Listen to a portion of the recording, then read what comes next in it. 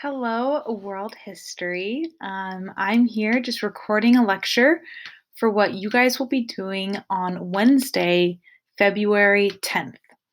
Again, I will be absent this day, and so I wanted to make sure that everything was super clear for what you should be doing during that 90-minute period, February 10th. So, we are going to be starting a new section in Module 7, and it's the rise of fascism in Europe. We've been learning about a lot of changes happening in Russia, how Russia turned into the Soviet Union, and how they have a new leader named Joseph Stalin. Well, as we turn our gaze to the rest of Europe, there are some other things happening in Italy and Germany as well.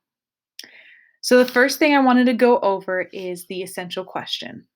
This is the big, overarching main idea of what we're doing in this section. The essential question is, how did Nazis come to power, and why did ordinary people support them? How did Nazis come to power, and why did ordinary people support them? The learning objectives, hopefully you can say these statements confidently at the end of the section. I can describe fascism. I can show how the Nazi Party came to power in Germany, and I can understand why ordinary people supported the Nazi regime.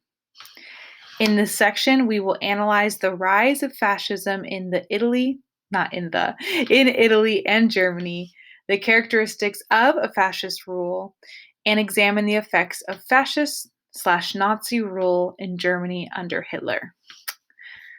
So, the first thing you're going to be doing is listening to an amazing, wonderful lecture by your teacher, Mrs. Castro. She is awesome, and she obviously already recorded this lecture for you. So you're going to be taking notes as usual. So pause the video when you need to, but again, take the notes to her video. Next, she's of course going over some of the same information. She is going over the same information as 7.3.2 background fascism presentation. So you've watched her lecture, you've taken your notes. Now all you have to do is answer these 3 questions in this assignment. So in the text entry box, answer these 3 questions in complete sentences like normal. And it's just for a way for me and her to check that you actually did understand this topic. So again, taking notes and answering those 3 questions.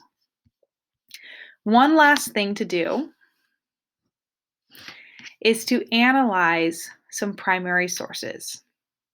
So real quick, I'm going to read the background information and then tell you how to complete 7.33 assignment Mein Kampf.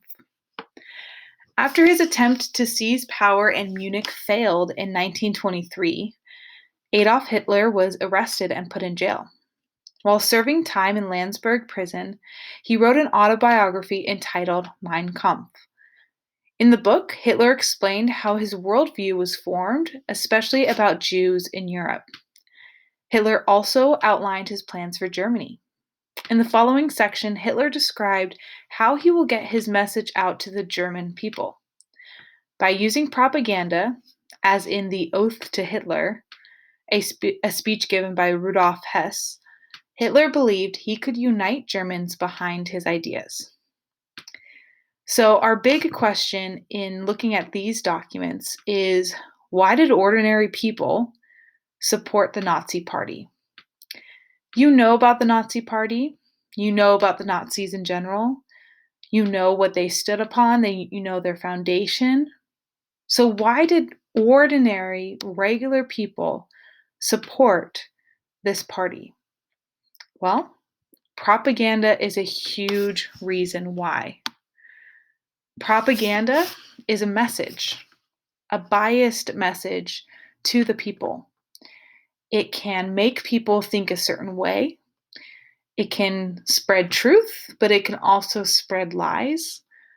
And the way people think translates into the way people act.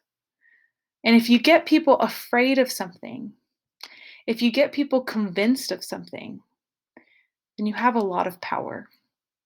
And so, one spoiler alert, one of the reasons why Hitler was so successful is because of the propaganda that he used. So, that's what you'll see in today's assignment. It's asking you to use the annotation checklist when looking at these two sources. So, the annotation checklist is basically a way to read a primary source document. There's a couple things that they're asking you to do in this annotation checklist. I wanted to show you what it kind of looks like with a document that we already used. If you remember in the last section, we read about Lenin. He was the leader coming right after the Russian Revolution, before Stalin, and he wrote a letter called Call to Power, Lenin's Call to Power. So what I did here was I basically took the annotation checklist and I did it. And I wanted to show you what a completed annotated document looks like.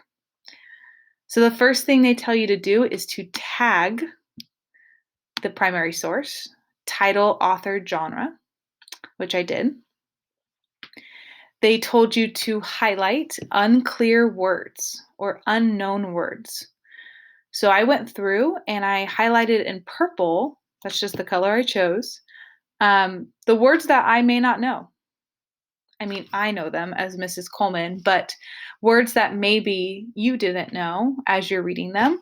And so you just highlight them in purple or whatever color you choose. Then the next step, the most important in my opinion, is hunting for the main idea. In any text, in any movie, in any picture, there's always a main idea, one central main idea. I mean, there might be multiple, but there's at least one. And there's also a bunch of supporting details. Those supporting details all lead up to the main idea. So with Lenin's Call to Power, I was looking for what's the main point of this letter? If I had to boil down this letter into one sentence or one main idea, what would it be? Well, he seemed pretty adamant that we must at all costs this very evening, this very night, arrest the government, having first disarmed the officer cadets and so on. His call to power is a revolution. And to me, the main idea seemed that tonight was the night that they were going to overthrow the government. I saw the main idea pop up at the end. The government is tottering. It must be given the death blow at all costs. So when I took my blue highlighter, I thought that those two were the most important main ideas. The stuff that I underlined were some super key supporting details that I feel like supported the main idea. He talks about the seizure of power is the business of the uprising. He talks about how the uprising will happen. So again, how is the revolution? He wants it to happen now, but I just underlined some key details. Well, another thing is they want you to take the title and turn it into a question. So Lenin's Call to Power, I turned it into, what is Lenin's call to power? What is he trying to do? I think he's calling himself into power, believe it or not. And then it said to just interact with the text. So I just randomly commented. If you guys don't know how to comment, you could just hover over, double tap, or take two fingers and tap what is this called? The keypad or mouse pad, or I don't know. The thing where your fingers, and then you can do comment and then make a comment. So I just randomly, as I was reading, I was like, dang, he's in a hurry. He's like, who must take the power? I said, I bet you want to come to power. So I'm just interacting with the text. And then my summary would be at the very bottom because that's what this assignment was asking you to do. So that's the annotation checklist, and this is what it kind of looks like with a document. They're asking you to look at these two primary sources and to do the same. Take the annotation checklist and use that to read these two documents. Ooh, I forgot. Do you see these numbers? One part of the annotation checklist is to number the paragraphs. So every time there was a space, every time it looked like there was a new paragraph, I numbered it. Same thing you'll do here. So take the annotation checklist, read through all of this stuff, and then answer this last question. Why did ordinary people support the Nazi Party? After you've read these two pieces of propaganda, you might have a better idea as to why normal, regular, ordinary people supported the Nazi Party. So, ladies and gentlemen, just let me repeat it one last time. You're going to be listening and watching Ms. Castro's fascism lecture, taking notes. 7.3.2 is where you answer those three questions in the text box. And then 7.33 is the Mein Kampf, the primary source that you'll be using the annotation checklist to go through and answering that last question. I will be able to help you guys for sure on Friday if you have any questions about these different topics. So with that, good luck, everybody.